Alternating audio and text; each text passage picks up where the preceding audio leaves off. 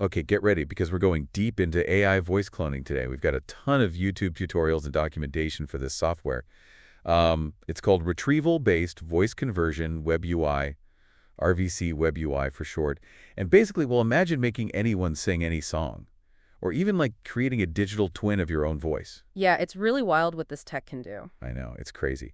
And we're going to break it all down for you, how it works, what it can do, and maybe even some things to watch out for. I think one of the most interesting things here is how accessible this tech is becoming. You know, you don't need to be like some crazy tech genius to play around with voice cloning anymore. Yeah, that's what really struck me too. Like RVC WebUI is surprisingly easy to use. Even if you're a complete beginner, Right. it's almost like, what's a good analogy? It's like, almost like Photoshop for voices. You can basically just paste one voice onto someone else's speech. That's a good way to put it. That's because of the AI that powers it. RVC WebUI uses something called VET-ES. It's a fancy acronym. Stands for Variational Inference with Adversarial Training for Speech Synthesis. Okay, I'm already lost. Can we break down this VIX thing a little bit? What's actually happening there? Sure. Think of it like this.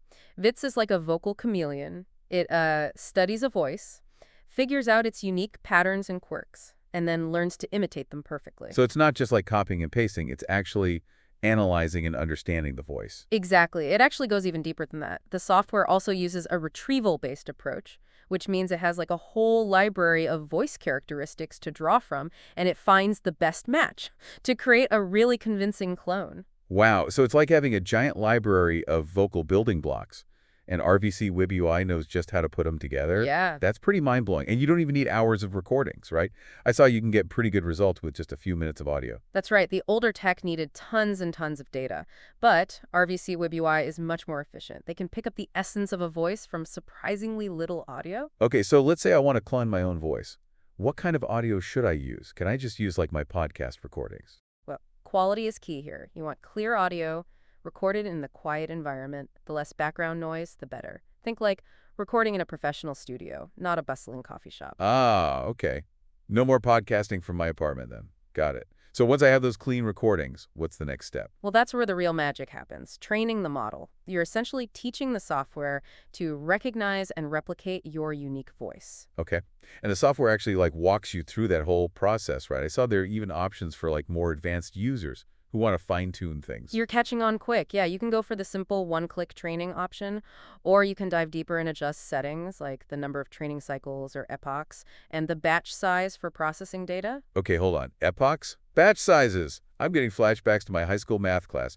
Why would someone want to mess with those settings? Well, think of it this way. Those settings control how deeply the software analyzes your voice and how much computer power it uses. So if you have more data and a powerful computer, you can go for more epochs and larger batch sizes to get a super refined model. So it's all about finding that sweet spot between quality and how much your computer can handle. Exactly. Okay, that makes sense. But what if I want to do something like a little more ambitious, like have, say, David Attenborough narrate my to-do list? Now you're talking. That's where separating vocals from music comes in. RVC WebUI has tools for that too. Wait, so you're saying I could take like a Beatles song, remove the original vocals, and have David Attenborough sing Hey Jude? Exactly. You could create duets between completely different singers. Imagine the possibilities for dubbing movies. You could keep the original actors' voices, but in different languages. That's insane. But how does it actually separate the vocals from the music? It's not like they're recorded on separate tracks, right? Well, RVC WebUI uses something called source separation. It basically uses algorithms to pinpoint and separate different sound sources in a recording. So it's like an AI audio surgeon, carefully extracting the vocal track. You got it. There are even different algorithms to choose from, depending on what you're working with. So like different tools for different audio surgery? Exactly. Cool. But I remember one funny detail from the tutorials, something about file names getting mixed up. What was that all about? Ah, yes. The software can be a bit quirky sometimes. It might label the vocal track as instrument and vice versa. It's a bit confusing, but more of a minor annoyance than a deal breaker. It's like the software is trying to keep us on our toes, making sure we're paying attention. All right, so I've separated the vocals, trained my voice model. Now what? Do I need to wait like hours for the magic to happen? Not at all. This is where we get to the exciting part. Applying your trained model to new audio. It's called model inference. And the best part? It's super fast. Model inference. Sounds intimidating, but you're saying it's actually quick and easy. It is. You basically feed the separated vocal track to the software, and tell it which voice you want to use. So it's like dropping the vocal track into a virtual recording booth where my AI voice actor is waiting. That's a great way to put it. You even have control over things like pitch, and you can try out different voices. Oh, cool. And how long does it actually take to generate the final audio? We're talking seconds, not hours. The tutorials mention it can be almost instantaneous. Wow. So I could take a speech by, say, Oprah, and have it sound like it's being delivered by Gilbert Gottfried in just a few seconds. That's the power of this technology, and it's only getting faster and more sophisticated. This is seriously mind-blowing. But, I mean, it makes you think about the potential downsides, too. We've all heard about deep fakes and misinformation. This could be used to create, like, incredibly convincing fake audio, right? That's a crucial point. The ability to manipulate voices so realistically does raise some serious questions. It's like having a superpower.